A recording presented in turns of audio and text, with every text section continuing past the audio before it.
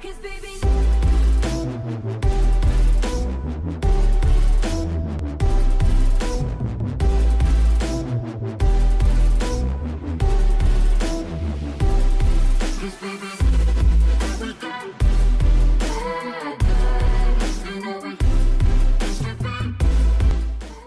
guys, so today I'm going to be showing you how to create your own DIY Polaroid pictures. Polaroids can be really expensive for the film, and for the cameras themselves can be really expensive. So this DIY can hopefully help some of you guys to create your own DIY Polaroid pictures at home.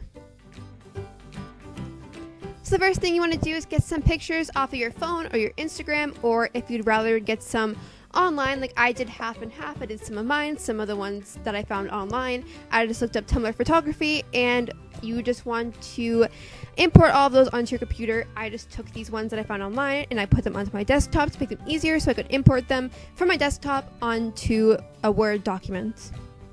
So now just open up a new blank document on Microsoft Word and import the pictures onto your document, and you're going to want to crop them to 3x3, which is the correct dimensions for Polaroid picture. So I will leave all the dimensions in the description down below. So in the top right hand corner of Microsoft Word, it tells you your dimensions, so you want to make it as close to 3x3 as possible. And you also want to go to wrap text and you want to hit tight, because that makes sure that all the pictures that you put onto the page can all fit as closely as possible to each other, and so you can fit as many as you can onto one piece of paper. So for what you will need some spray glue and some twine or a type of string, some mini clothespins, cardstock paper for the Polaroids. I just got this pack of 25 at AC Moore for like $2. A ruler, some type of paper cutter or scissors,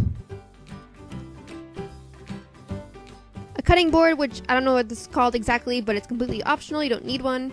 And some paint and a brush is also completely optional. You don't need this. It's all up to you. Now you're going to want to cut these pictures that you have printed out. So cut off the excess white paper and then go in and separate each picture from each other by cutting them apart. And I'm just using a paper cutter because I find it to be easier and more accurate, but of course you can use scissors if you want to.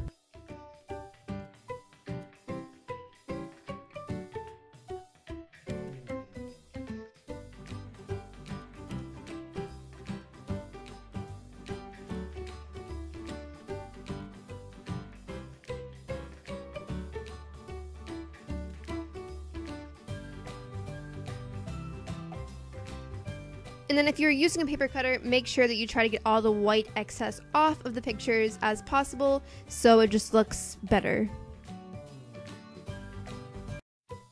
And then continue on and just cut all of your pictures.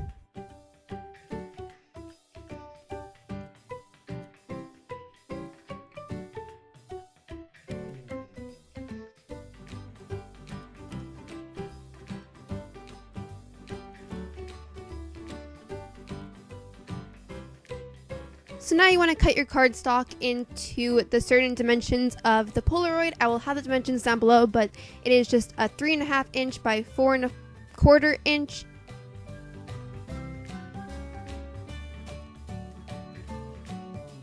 So for the first piece of cardstock, I am just measuring out the dimensions on the paper using a ruler, and then I'm going to cut it out using scissors.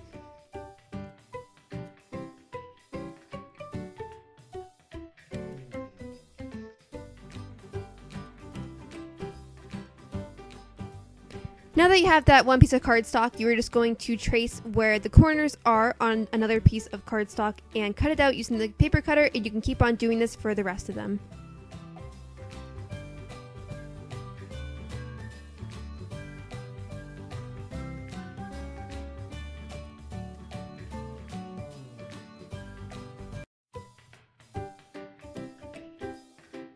So now get your supplies and go on outside.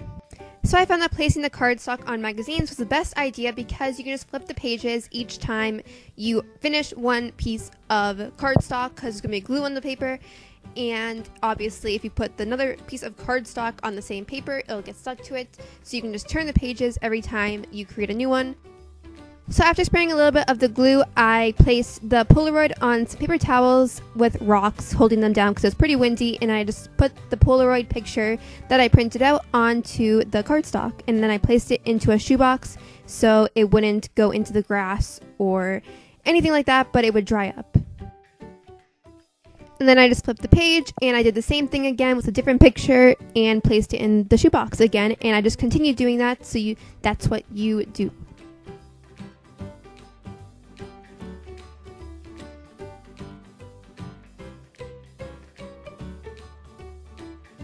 Also, you want to do this outside because 1, it's a mess, and 2, you probably don't want to be breathing in all those harmful fumes of the glue. So once you finish gluing all of the pictures onto the cardstock, you just want to place them either in types of shoe boxes or something to keep them away from the grass and the dirt and the bugs outside, and leave them out for about a half hour to an hour. Or you can bring them inside if you want to. I just kept them outside because I felt like it would dry them better with the wind. Now this part is completely optional, but I am just painting the mini clothespins this pretty blue color because I felt like it just gave it a more of a pop of color, and I really liked how it looked. And I just did this inside while I was waiting for the pictures to dry. And I am a mess when it comes to paint or markers. I get it all over my hands, all over myself, so don't mind that.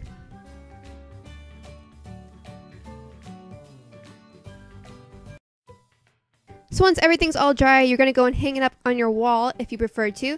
So I just took some tape and some twine, and I am figuring out where I want to put it on my wall, and then just taping it to where I want it to be.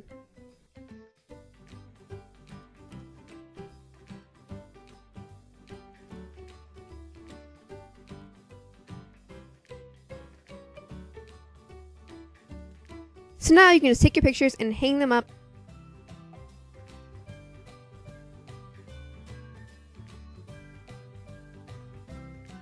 So that is it for this video. I hope you guys all enjoyed it. Don't forget to give it a big thumbs up if you did, and subscribe for more videos, and I will see you all in my next video. Bye guys!